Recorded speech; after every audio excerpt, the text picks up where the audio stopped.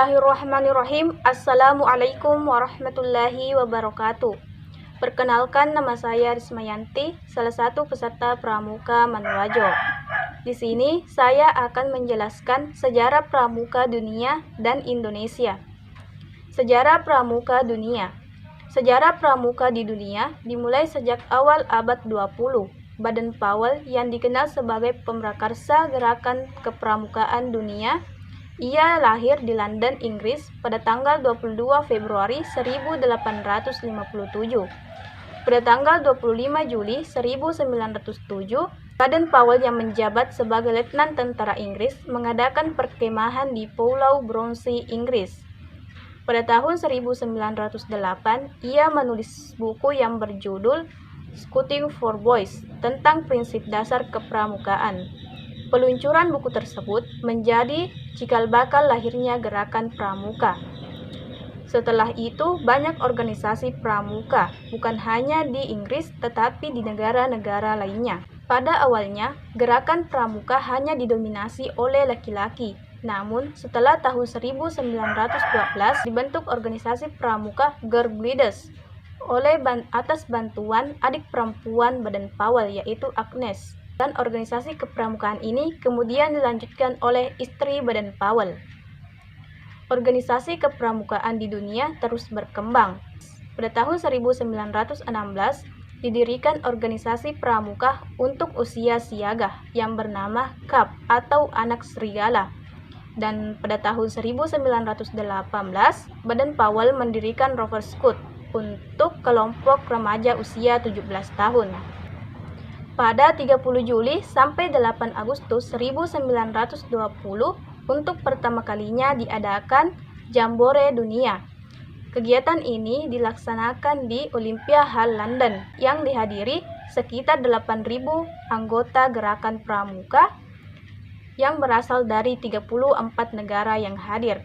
Dalam acara tersebut, Baden-Powell dinobatkan sebagai Chief Scout of the World atau Bapak Pandu Sedunia.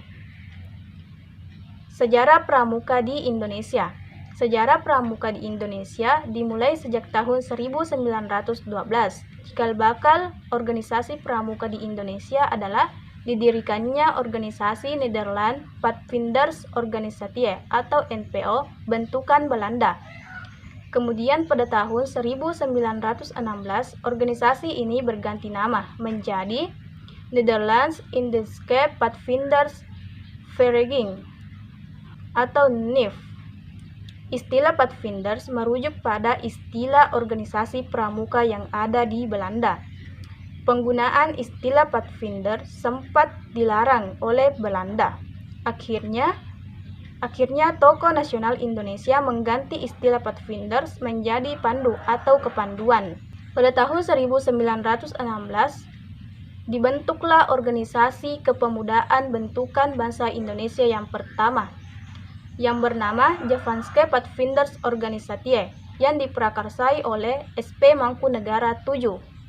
Setelah peristiwa Sumpah Pemuda, banyak organisasi kepanduan yang dibentuk, baik bernafaskan nasional maupun keagamaan.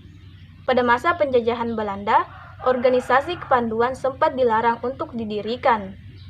Namun, semangat kepanduan terus berkobar di dada para anggotanya. Barulah setelah proklamasi kemerdekaan dibentuk satu wadah untuk Kesatuan Kepanduan Indonesia. Pada 27 sampai 29 Desember 1945 diadakan Kongres Kesatuan Kepanduan Indonesia di Surakarta yang menghasilkan Pandu Rakyat Indonesia yang diakui oleh pemerintah sebagai satu-satunya organisasi kepanduan. Baru pada tahun 1961, akhirnya gerakan pramuka lahir. Hal ini dilatar belakangi karena kian banyaknya organisasi kepanduan yang ada. Tanggal 14 Agustus 1961 diadakan kegiatan pelantikan Mapinas, Kuarnas, Kuarnari di Istana Negara, serta penganugerahan panji-panji gerakan pramuka. Tanggal 14 Agustus kemudian dikenal sebagai Hari Pramuka. Mungkin cukup sekian dari saya. Mohon maaf jika ada kekurangan dan kesalahan. Sekian, wassalamualaikum warahmatullahi wabarakatuh.